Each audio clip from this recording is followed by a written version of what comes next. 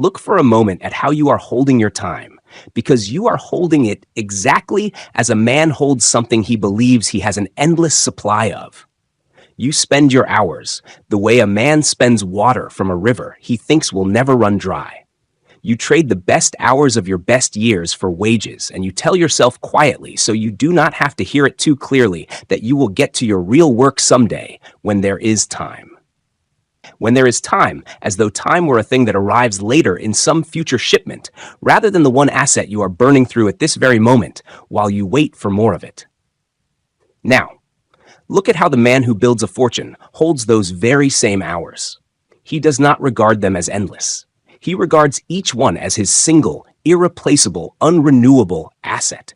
The one thing he owns outright that once spent can never be earned back, not for any price.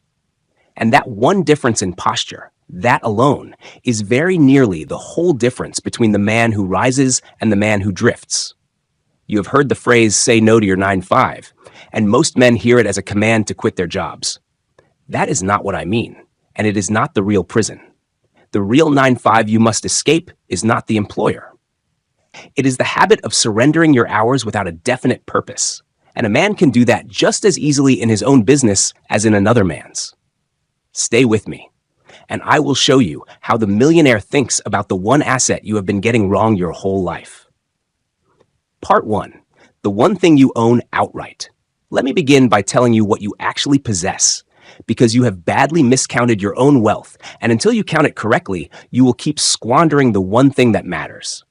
Consider everything you think of as yours. Your money, but money can be taken, lost, spent, stolen, or wiped out by circumstances you never saw coming. Your possessions, but possessions decay and burn and are left behind. Your reputation, your position, your relationships, every one of them held partly in other men's hands, subject to their judgments and their choices. Now, I will tell you the truth of it. There are only two things in all this world that you own outright, completely, that no other man and no circumstance can take from you against your will. The first is the power to think your own thoughts, and the second is your time. These two, and these two alone, are yours in full. Everything else you merely hold on loan. And here's what makes time the more remarkable of the two. The reason the fortune builder guards it above all else. Your time is the one thing, besides the power of thought itself, that can be shaped into whatever material thing you desire. Real quick, I just want to speak from the heart for a second. Thank you. I mean it. You showing up here over and over is the reason I get to do what I love. And I never want that to become something I take for granted. Whether life is treating you kindly right now, or you're going through one of the harder chapters, I'm just really glad you're here with me. We found each other for a reason, and I don't say that lightly.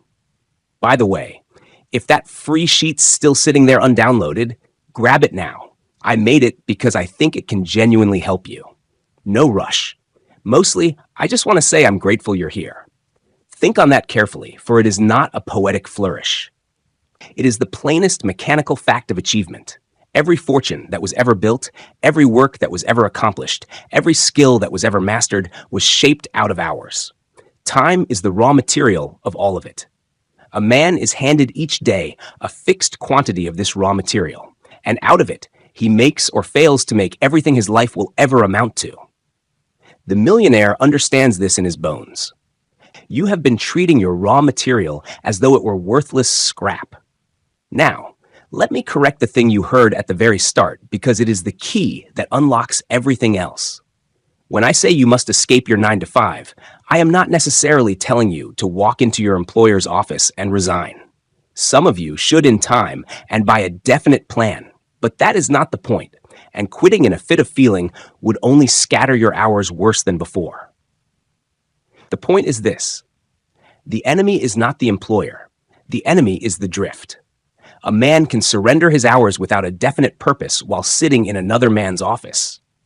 Yes, but he can surrender them just as completely while sitting in his own business or in his own home of an evening with no employer anywhere in sight. The prison is not the job. The prison is the unowned hour. There are men working 9-to-5 who own every hour of their lives. And there are men who answer to no one and own not a single hour because they never once decided what their hours were for. So, hear the great and costly irony of it. The thing that keeps nearly everyone doing this wrong. Time is the greatest asset available to any human being, and it is also, in every man's estimation, the cheapest. Men value at least precisely because it seems to arrive free and to arrive endlessly morning after morning without any effort or payment on their part. And because it costs them nothing to receive, they treat it as though it were worth nothing to spend. They guard their dollars and pour out their hours, never noticing that they have it exactly backward. That is the error I intend to correct in you tonight. I'm going to show you how the man who builds a fortune actually regards each hour, why your every instinct about time runs precisely opposite to the truth, and how to budget the one asset that once spent you can never, by any means, at any price, earn back. Part 2. The 98 who drift. Let me give you a number now, and I want you to sit with it, because when I first arrived at it in my own studies, it stopped me cold, and it ought to stop you. In the course of organizing the philosophy of success, I analyzed the lives of more than 25,000 men and women. 25,000. A great sea of ordinary human lives examined closely, their aims and their habits laid open. And here is what that vast study disclosed. Only 2 out of every 100 had a definite major aim in life. Only 2. The other 98 were caught, every one of them, by the habit of drifting. 98 out of 100 moving through their days and their years with no fixed destination, no chosen end toward which their hours were being bent, simply carried along by whatever current happened to have them, hoping, in a vague and unspoken way, that something would eventually turn up to help them. 98 in 100. Look around you at any 100 people you know, and understand that the arithmetic of drift has almost certainly claimed all but 2 of them. Now, let me make plain what drifting actually is, because you may be picturing an idle man, and that is not it at all. The drifter is very often a busy man. He rises early, he works hard, he fills his hours from morning to night, and still he drifts. Because busyness is not the same as direction. Here is the true distinction, and it is the whole of the matter. The drifter does not use his time uses him. He does not bend the hours toward a chosen end. He lets the hours carry him wherever their current runs. Something comes up and he attends to it. Someone asks something of him and he gives it. A distraction beckons and he follows.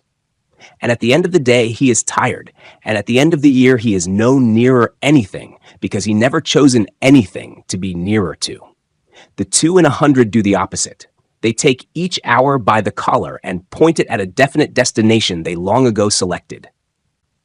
Their days may look no busier than the drifters, often less so, but every hour is aimed and aimed hours accumulate where drifting hours evaporate. And I will tell you what this difference decides, because it decides everything, and history is nothing but one long demonstration of it. The man with the most definite plan and the most definite purpose rides on to victory. He does, almost without exception, all the way back down the ages. The man who knows exactly what he wants and has bent his time toward getting it rides on through while the drifters, however greatly they may outnumber him, and they always do outnumber him, 98-2, scurry for cover and are crushed under the heels of the more determined.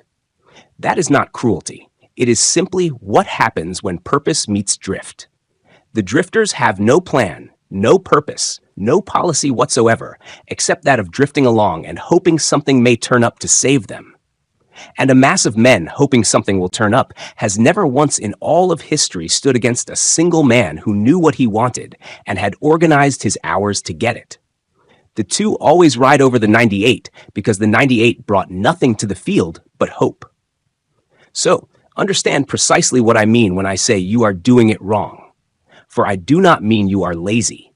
Most who do it wrong are not lazy at all. They are exhausted. I mean that you are busy without a definite aim, and that this is the exact mechanism by which a life is wasted while feeling full.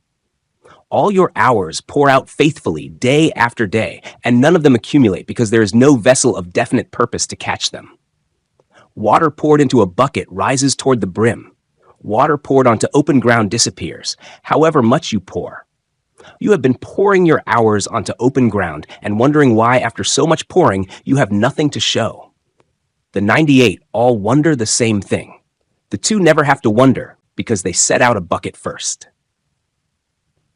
Part 3. The author who wasted his own time. Now I'm going to tell you about a particular man who drifted, and I tell you his story, not from the outside as an example held at arm's length, but as a confession, because the man was myself, and I would not ask of you an honesty I have not first paid myself. Here was a man who by every outward sign ought to have known better. He had spent years studying the very principles of achievement. He understood, better than almost anyone alive, what separated the men who rose from the men who sank. And yet this is the truth of it. He had drifted. He had drifted in and out of scores of business opportunities for which many another man would gladly have paid a king's ransom, and had let them slip through his fingers one after another. He had drifted in his dealings with other men, careless where he should have been definite.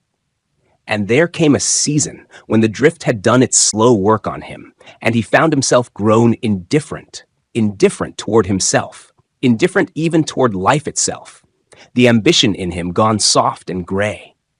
That is a dangerous condition, and it comes not from one great catastrophe, but from the quiet accumulation of 1,000 unowned hours. And it was in that condition on a long journey he was making that something spoke to him. Call it his own inner voice.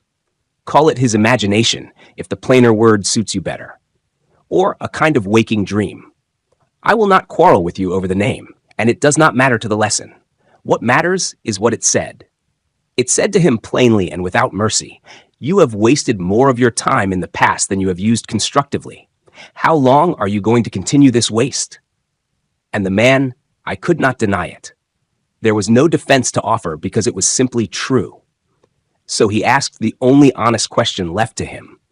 What had been the cause of all this waste, and how could he make amends for it in whatever time remained?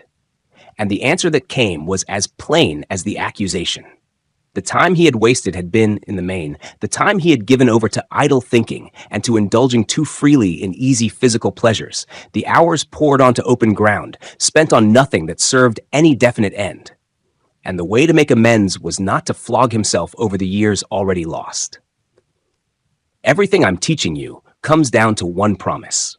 You can become rich, but only once your mind is wired to attract money instead of repel it. And the fastest way to start that rewiring costs you nothing.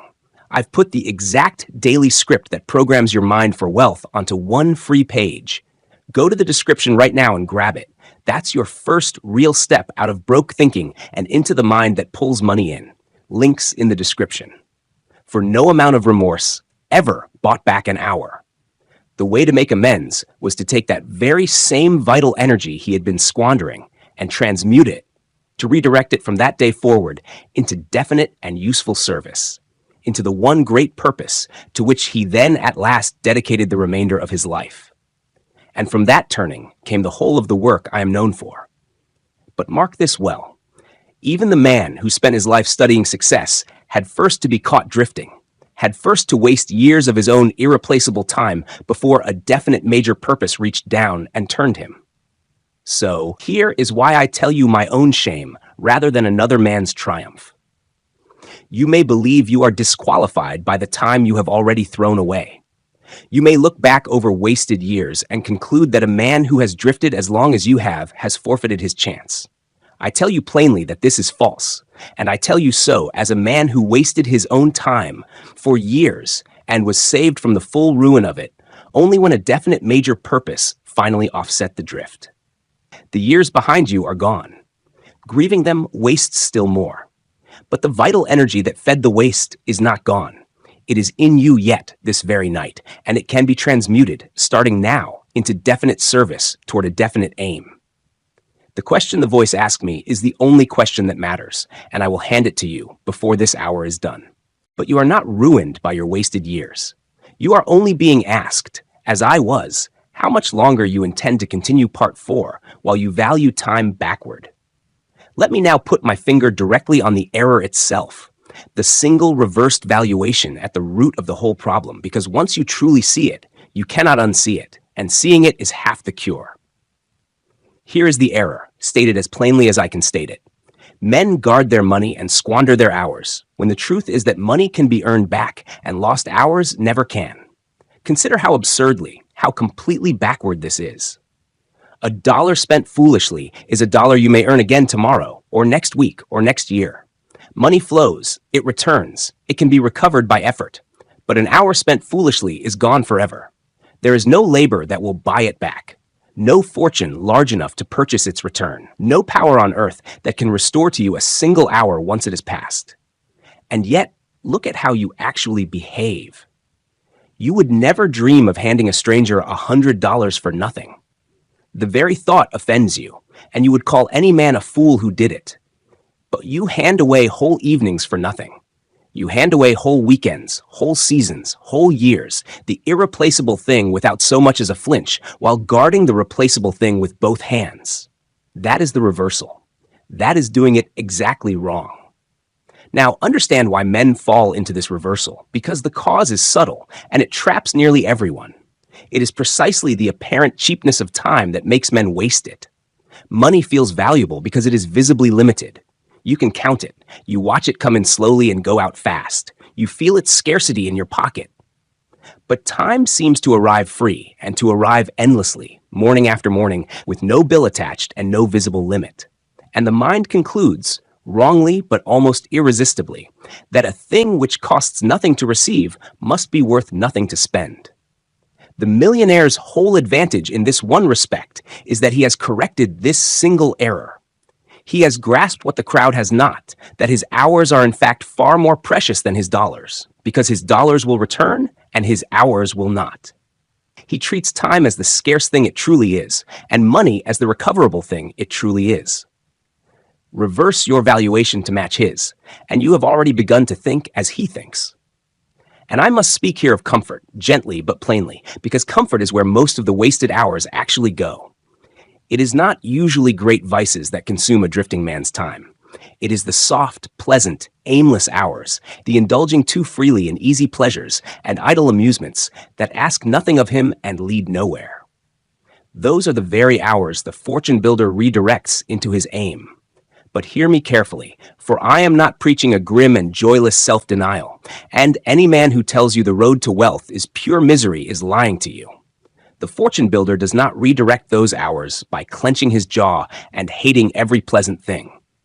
He redirects them because he has something definite that is worth more to him than the idle hour, a purpose so real and so wanted that the aimless evening simply loses its pull. That is the secret of it. You do not conquer the waste of comfort by force of will alone. You conquer it by having an aim compelling enough that you would rather spend the hour on it. The man with no such aim has nothing to weigh against the comfort. And so the comfort wins every time, night after night, year after year. So let me draw out the true reframe, because it is not the crude one you may be expecting. I am not telling you to work every waking hour. That is not how the millionaire thinks. And a man who tried it would break himself and accomplish nothing. The reframe is not work every hour. The reframe is own every hour. Decide in advance which of your hours serve your aim directly and which hours restore you so that you can serve it well, and give both their honest place. For genuine rest chosen on purpose is an owned hour, and it is good. What you must refuse is the third kind, the hour that simply leaks away unaccounted for, given to nothing, chosen by no one, drifting off while you were not paying attention. The owned hour of rest builds you. The owned hour of work builds your aim. The unowned, leaking hour builds nothing, and it is the only kind the millionaire has truly banished. Own your hours, all of them, the working and the resting alike, and let none of them merely drain away while you look elsewhere. Part 5. Budget your hours. Like money, now let me put the instrument into your hands, because a corrected valuation is worth nothing until it is turned into a daily practice. And the practice is simple to name, though it asks something of you to keep. Here is the instruction, and it is the plainest sentence I will give you tonight. Budget your time so that none of it is wasted. That is all. Give to your hours exactly the deliberate, careful accounting that a prudent man gives to his money, and give it in fact with greater care, since we have already established that the hours are the more precious of the two. You would think a man reckless who never knew where his money went, who simply let it flow out of his pockets and then wondered at month's end why there was nothing left. And yet this is precisely how the 98 treat their hours. They let them flow out unaccounted, unbudgeted, unassigned, and then wonder at life's end why there is nothing to show. The millionaire keeps a budget of his time as faithfully as a good merchant keeps his books. Nothing is spent without his knowing where it went and what it bought. And I must warn you of something about the unbudgeted hour, because you may imagine that an hour left unassigned is simply a neutral, empty thing, harmless enough. It is not. Understand this law, for it is one of the most important I know. The mind that is not deliberately occupied does not remain empty. It is filled by the enemy. Fear itself is merely the filler with which drift occupies the unused portions of a man's mind. Where there is no definite purpose set to work, worry moves in. Where there is no chosen aim filling the hour, aimless anxiety fills it, instead of its own accord, the way weeds take an unplanted field. So, the unbudgeted hour is never truly neutral. It is an hour you have handed by default, and without meaning to over to fear and to formless drift. This is why budgeting your time is not merely a matter of efficiency, of getting more done. It is a matter of keeping your own mind clear. For an hour you do not assign to your purpose is an hour that assigns itself to your fears. Now, let me give you the practical method. And here is where the thumbnail's provocation finally comes fully to earth. For most of you, the block of hours from 9 to 5 belongs, for the present, to another man's aim. You have traded it for wages, and until you have built a definite plan to do otherwise, that trade stands. Very well. I am not asking you tonight to throw that away in a heat, but hear this. The hours around that block are yours. The early morning before the work begins, the evening after it ends, the days at the week's end, these are your true capital, and they are far more of your life than you have ever reckoned. This is exactly how men have bought their way out of surrendered time all through history. Not by grand gestures, but by investing the spare hours the drifters throw away. Specialized study done in the evening. Definite planning done before dawn. Useful service rendered in the hours another man would spend at aimless amusement. One of the great advantages of study pursued in one's own spare time is precisely its flexibility, that a determined man may fit it into the margins of a life already claimed by other duties, and in those margins, slowly build the thing that sets him free. Now, if you're ready to stop learning and start seeing evidence, I built something for you. It's called the 14-Day Money Magnet Protocol. 14 days, one simple ritual a day, and the goal is concrete. Attract your first $100 out of nowhere. And here's my promise. If it doesn't happen, you get your money back. Because $100 isn't the point. It's the proof the law is working for you. Start it at the second-life.com/moneymagnet. Second link in the description.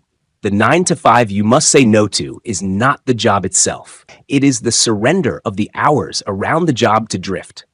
Reclaim those, and you have reclaimed your life's true capital while you wait to reclaim the rest. So here is the application, and I want it concrete so that you leave this part with a thing to actually do and not merely a fine sentiment to admire. Draw up your day the way you would draw up a budget of money. Assign the hours. This block to my necessary work by which I earn my bread owned, accounted for, given honestly.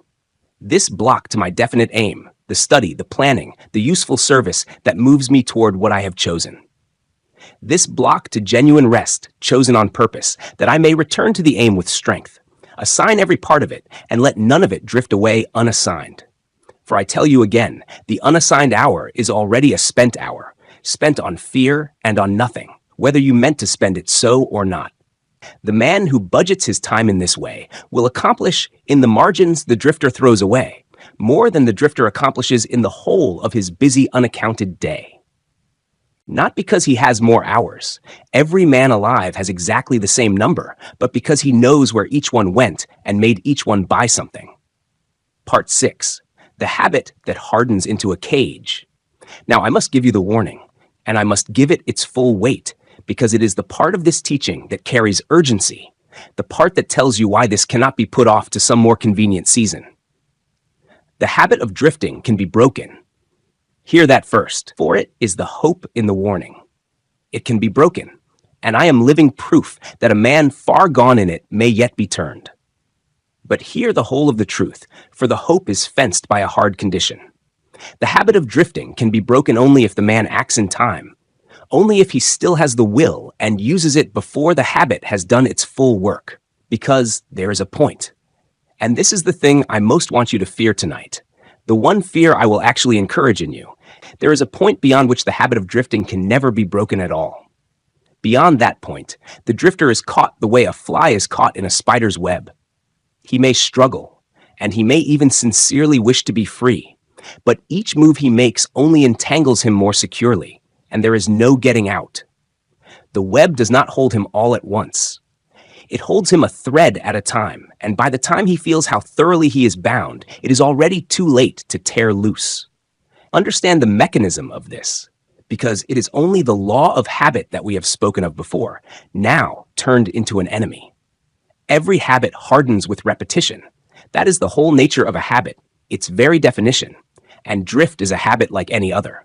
Each unbudgeted day, each hour poured onto open ground, each opportunity let slip, does not merely waste that day's time, it deepens the groove, strengthens the pattern, makes the next day's drift a little more automatic and a little harder to resist. Year by year, the groove wears deeper until at last the wasting of time is no longer a choice. A man makes freshly each morning, but a fixed track his life runs on, whether he wills it or not. His wasted time has become a prison, and he built every bar of it himself, one drifting day at a time, never noticing on any single day that he was forging a chain, because no single day's drift felt like anything at all. That is how the cage is built, not by a great decision to waste one's life, which no man ever makes, but by 10,000 small surrenders that each seem too trivial to matter. And I must tell you how far this spreads, because drift does not stay politely confined to the matter of your working hours. It bleeds into the whole of a life. In the course of my studies, I analyzed the problems of more than 5,000 families, and I learned something from them that I did not expect.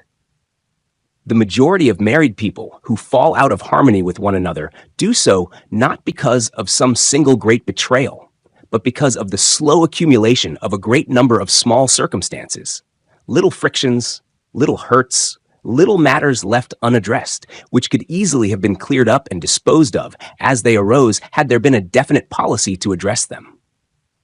They do not, in other words, live their married life with definiteness of purpose.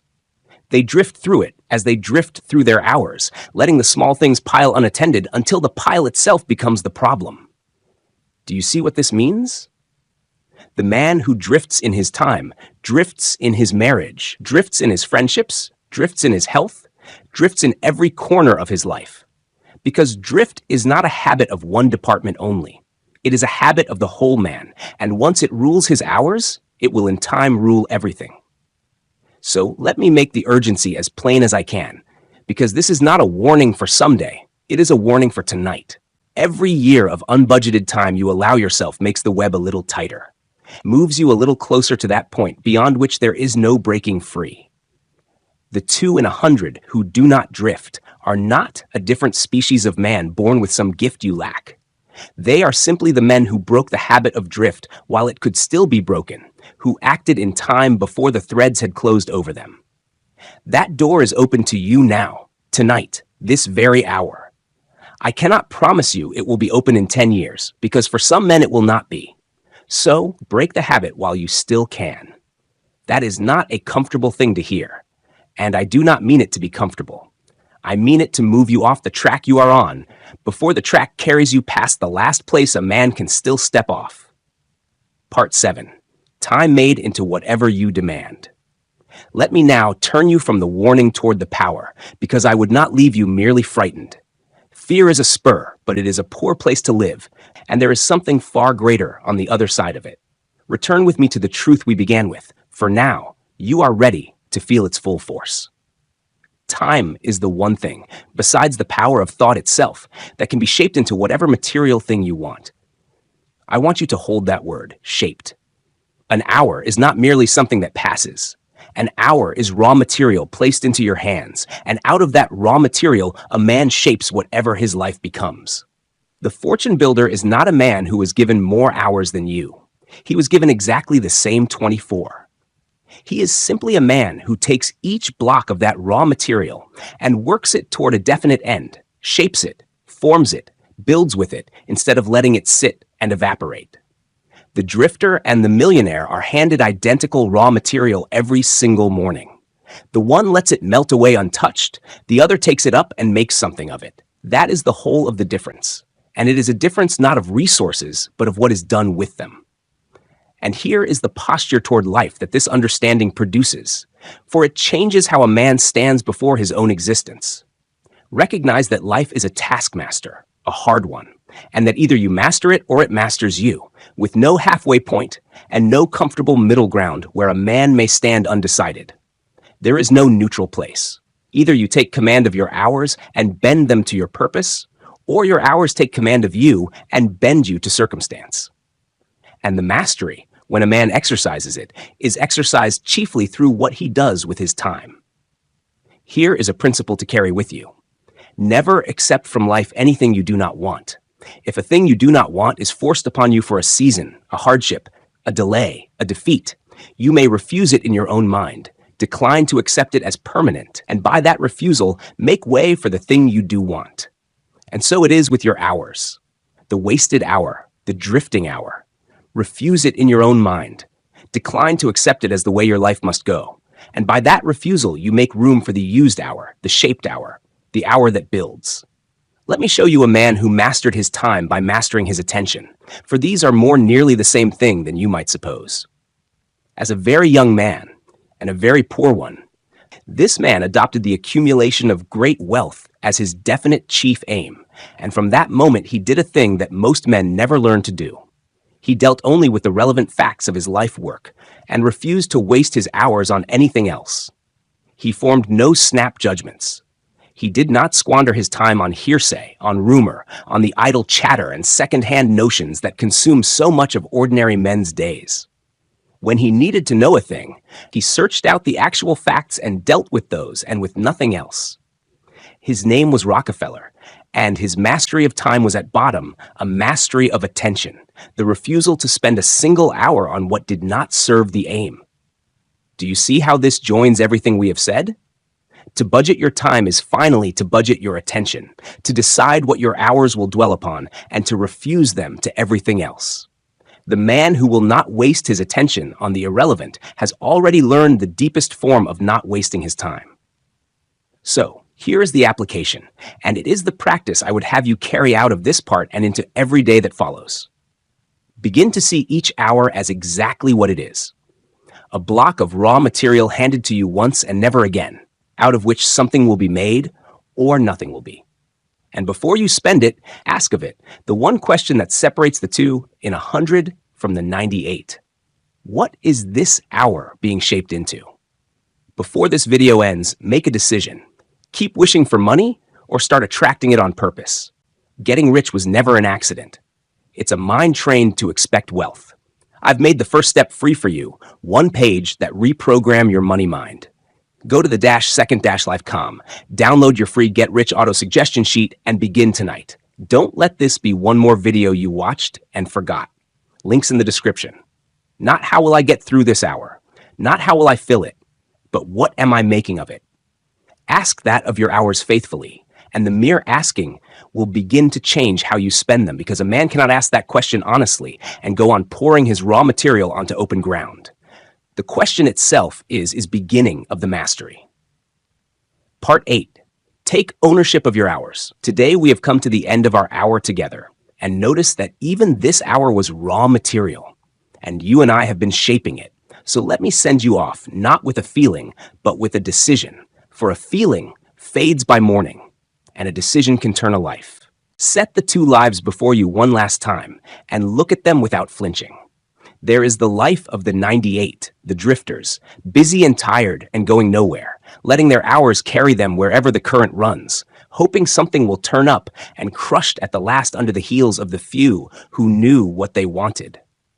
And there is the life of the two, the men who reckon time the precious unrenewable thing it truly is, who budgeted the one asset they could never earn back, who owned every hour and shaped it toward a chosen end, and who rode on therefore to victory. These are not two kinds of men born different. They are two responses to the same 24 hours, and you will give one response or the other with the hours that begin tomorrow morning. There is no third option. Life is a taskmaster, and either you master it or it masters you. So let me tell you plainly one final time what it truly means to say no to your 9 to 5, because the shallow reading of it would send you off to do something foolish, and I want the true reading to send you off to do something wise. It does not mean storm out of your work in a fit of feeling. It means say no to living any hour of your life without ownership of it. Refuse to surrender your time to drift, whether you presently work for another man or entirely for yourself, until every hour you are given answers to a definite purpose you have chosen. The prison was never the job. The prison was the unowned hour, and a man may walk free of that prison tomorrow morning without changing his employment at all, simply by taking ownership of the hours that are already his. Here, then, is your charge, and I ask you to begin it tonight before ordinary life closes over this hour and washes it away as it has washed away so many. First, fix your definite major aim, for you cannot budget your time toward a destination you have not chosen. And every instruction I have given you tonight is useless without this one thing settled. Decide what you want your life to be shaped into and write it down and make it definite. Second, budget your hours around that aim, assigning every part of your day, the working, the building, the resting, and letting none of it leak away unassigned into the hands of fear and drift. Third, guard the spare hours around your daily work as the true capital they are, and invest them in the margins the drifters throw away, in the study and the planning and the service that will one day set you wholly free. And fourth, and most urgent, break the habit of drift now, while it can still be broken before the threads of the web close over you past the point of tearing loose. And when you are tempted, as you will be, to let one more evening drift away, one more hour poured onto open ground, one more small surrender that seems too trivial to matter, remember the man on the long journey, the man who had studied success more deeply than almost anyone alive and had wasted his own irreplaceable time for years anyway, until a voice asked him the only question that mattered. How long are you going to continue this waste? His whole life turned on his answer. He answered with a definite purpose and a budgeted hour, and everything he is remembered for flowed from that turning. That same question is being asked of you now, tonight, in this very hour that you and I have shaped together. How long are you going to continue? You need not answer me, but answer it tonight honestly with a definite purpose fixed and the first hour budgeted, and let the whole of your life begin as mine did to turn upon your answer.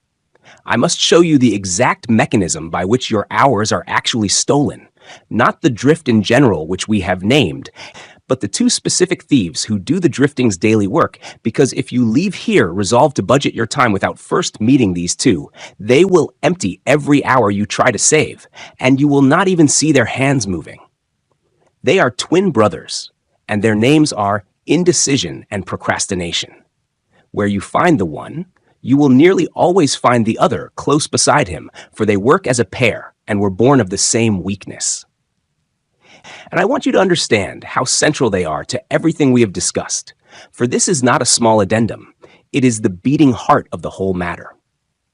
When I analyzed the lives of more than 25,000 men and women who had met with failure, I set out to find the chief causes, and among the 30 major causes of failure I cataloged, lack of decision stood very near the head of the entire list, near the very top. Not laziness, not stupidity, not lack of opportunity, the simple deadly inability to reach a decision and hold to it. This is no theory I am handing you. It is a fact drawn from the closest study of tens of thousands of ruined lives. Indecision and its twin procrastination is one of the master thieves of human achievement, and it does its stealing chiefly in the currency of time. Let me show you precisely how these two brothers rob you of your hours, because the theft is so quiet that most men never catch it in the act. Procrastination is the older and more familiar of the pair. Old man procrastination, I have called him, and he stands within the shadow of every human being alive, waiting patiently for his opportunity to spoil your chances. And here is exactly how he does it. Most men go through the whole of their lives as failures because they are forever waiting for the time to be right before they begin doing something worthwhile.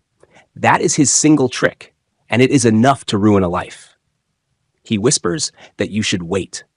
Wait until conditions improve. Wait until you feel more ready. Wait until the new year, the new month, the new Monday. Wait until some more favorable hour arrives. And so you wait. And the hours we spoke of, the irreplaceable raw material handed to you once and never again, pass by unused while you wait for a better hour that never comes. For I must tell you the plain truth about that better hour. The time will never be just right. It never has been for any man who accomplished anything. There is no future morning when all the conditions will align and the path will be clear and the fear will be gone. That morning is a fiction procrastination invented to keep you waiting until your time runs out. The remedy for this thief is contained in a single command, and I want you to carve it somewhere you will see it. Do not wait. Start where you stand with whatever tools you have at your command, and better tools will be found as you go along. Read that again. Start where you stand, not where you wish you stood, not where you will stand someday when things improve, where you stand right now, tonight, with the imperfect tools and the incomplete readiness you presently possess. The man who waits for better tools before he begins never begins at all, because the better tools are found only by those already at work. This is the answer to the whole disease of someday. There is no someday. There is only where you stand and the tools in your hand and the decision to begin with them now.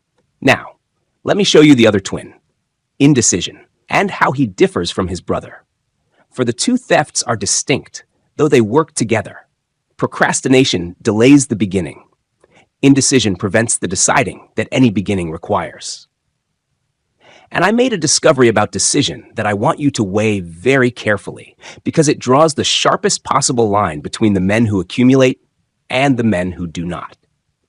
I analyzed several hundred people who had accumulated fortunes well beyond the $1 million mark, and I found without a single exception that every one of them shared one particular habit.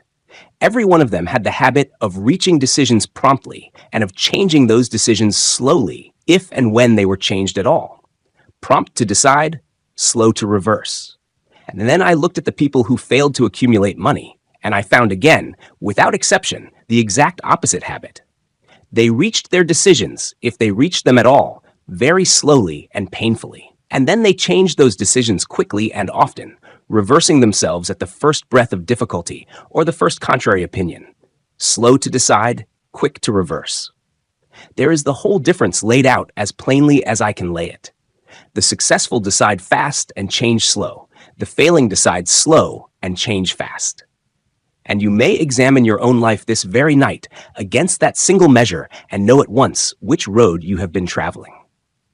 Consider what this means for your hours, for it is devastating. The man who cannot reach a decision does not merely lose the moment of the decision itself. He loses all the hours that decision would have set to work. Every hour spent wavering between two paths is an hour spent on neither. Every day spent still thinking it over, still weighing, still waiting to be sure, is a day in which nothing whatsoever is built, because a man cannot budget his hours toward a destination he has not yet decided upon.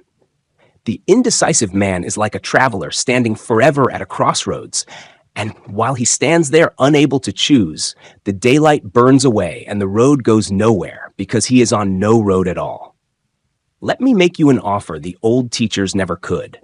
For the price of lunch, I'll walk you through 14 days of the exact auto-suggestion ritual, a daily money decree, the identity work, all of it, to pull your first unexpected $100 into your life. And that 100 isn't the point. It's the proof these teachings actually work. If nothing shows up, you pay nothing. That's the 14-day money magnet protocol. Test this law on your own life. Go to the second link in the description. The whole apparatus of time budgeting I gave you tonight, the assigning of hours, the guarding of the spare capital, the shaping of the raw material, every bit of it presupposes that you have first decided what you are building. Decision is the hinge on which the use of time turns.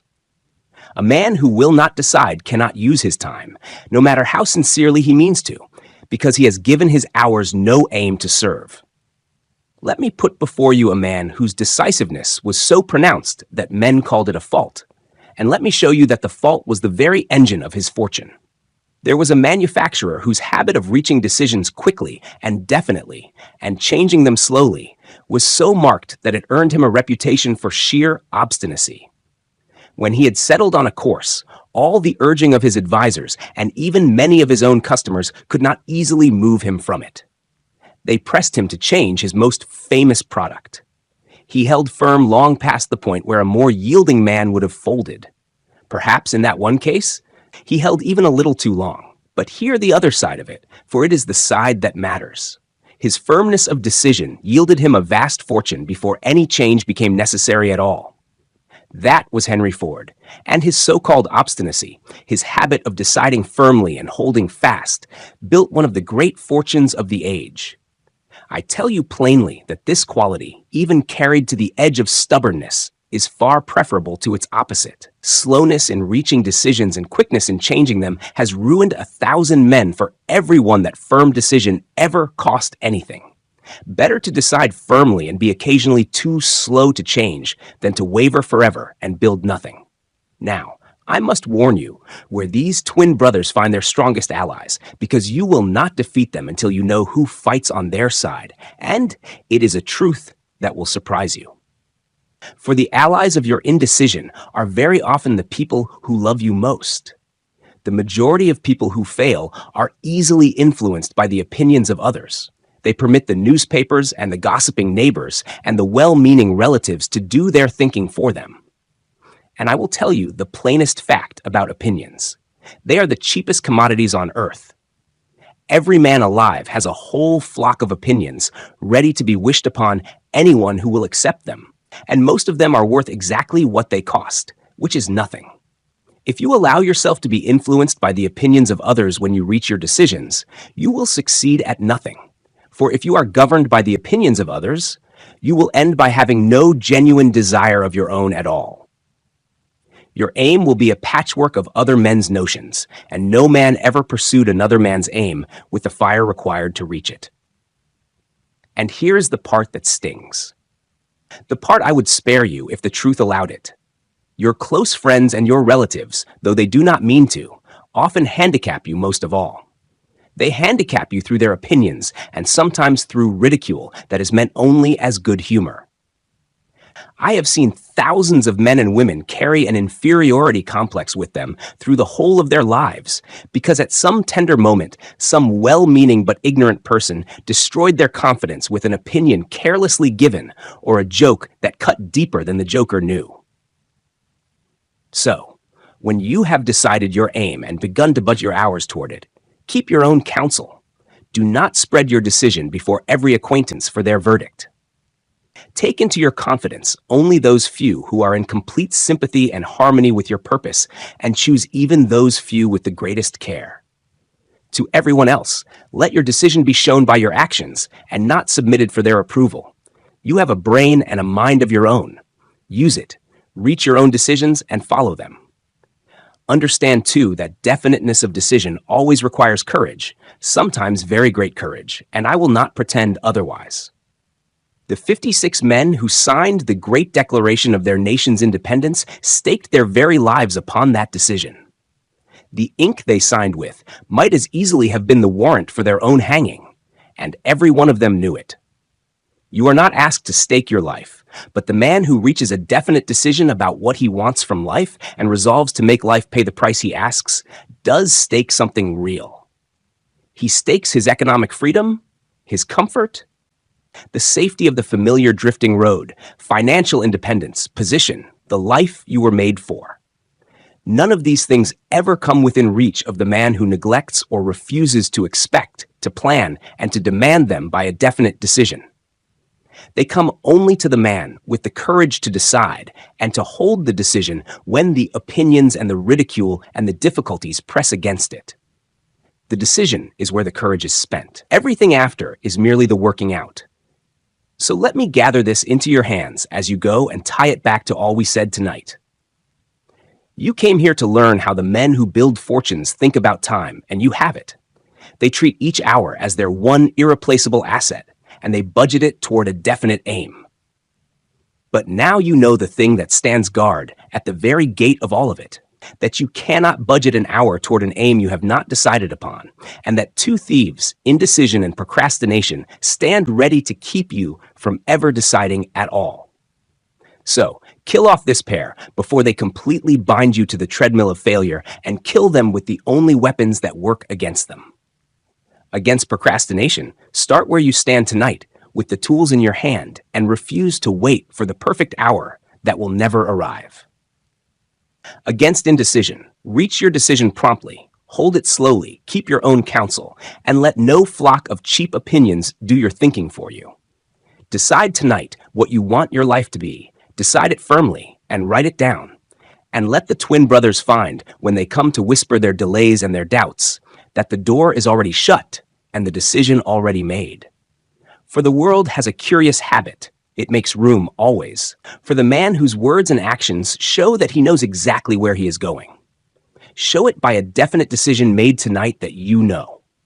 And every hour you budget from this day forward will at last have a settled destination to serve. Go and decide.